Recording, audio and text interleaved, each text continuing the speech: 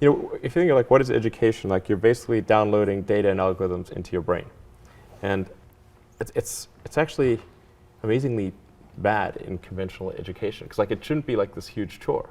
So you're making it way better. But I mean, I think a lot of the things that I would say you've probably heard 100 times, and in fact are if not doing. Like the more you can gamify the process of learning, the better. Like for my kids, I do not have to encourage them to play video games. Yeah. Okay, Yeah. I have to like pry them from their hands, like crack. Yes. You know? Yes. It's like drop that crack needle. Yeah. Yeah. You have that problem at your house too. Yeah, Yes. exactly. The crack is addictive. Yeah. So it's it's to the degree that you can make somehow learning like a game, then it's better. And I think unfortunately, like a lot of education is very vaudevillian.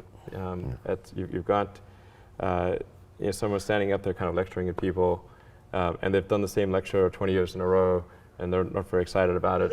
And that lack of enthusiasm, is conveyed to the students. They're not very excited about it. They don't know why they're there.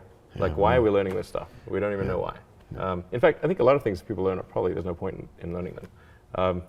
Because they never use them in the future. Because who's going to launch a rocket into space? I mean, that's just like, yeah, exactly. That never happens. Well, you have to say, like, people, I think, don't stand back and say, well, why are we teaching people these things? And we should tell them probably why we're teaching these things. Because a lot of kids are just in school kind of puzzled as to why they're there. And I think if you can explain the why of things, then that makes a huge difference to people's motivation. Yeah. Then they understand purpose. Yeah. So I think that's pretty important, and just make it entertaining. But I think just in general, like conventional education should be massively overhauled, and I'm sure you very much agree with that.